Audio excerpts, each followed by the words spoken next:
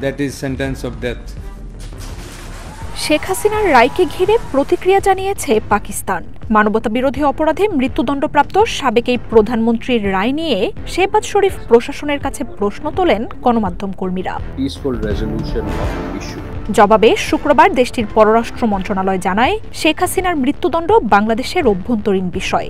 বাংলাদেশের মানুষ নিজেদের ইস্যু নিজেরাই সমাধানে পুরোপুরি সক্ষম বলে মন্তব্য করে শেহবাজ শরীফের সরকার। পররাষ্ট্র মন্ত্রণালয়ের মুখপাত্র বলেন, অভ্যন্তরীণ ও সাংবিধানিক প্রক্রিয়ায় বাংলাদেশ নিজেদের বিষয়গুলো মিটিয়ে নিতে সক্ষম।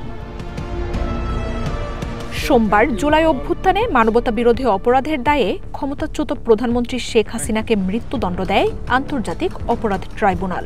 রায়ের পর এই নিয়ে প্রতিক্রিয়া জানাতে শুরু করে আঞ্চলিক ও প্রতিবেশী দেশগুলো। রায়ের দিনেই ভারতের পররাষ্ট্র মন্ত্রণালয় এক বিবৃতি দেয়। তাতে বলা হয়, শেখ হাসিনার রায়ের বিষয়ে অবগত তারা বাংলাদেশের সব অংশীদারদের সাথে গঠনমূলকভাবে কাজ চালিয়ে যাওয়ার আশা প্রকাশ করে দেশটি। মঙ্গলবার পররাষ্ট্র মন্ত্রণালয়ের ব্রিফিংয়ে রায় নিয়ে প্রতিক্রিয়া জানায় শি জিনপিং প্রশাসনও। শেখ হাসিনার রায়কে বাংলাদেশের অভ্যন্তরীণ বিষয় বলে জানায় বেইজিং।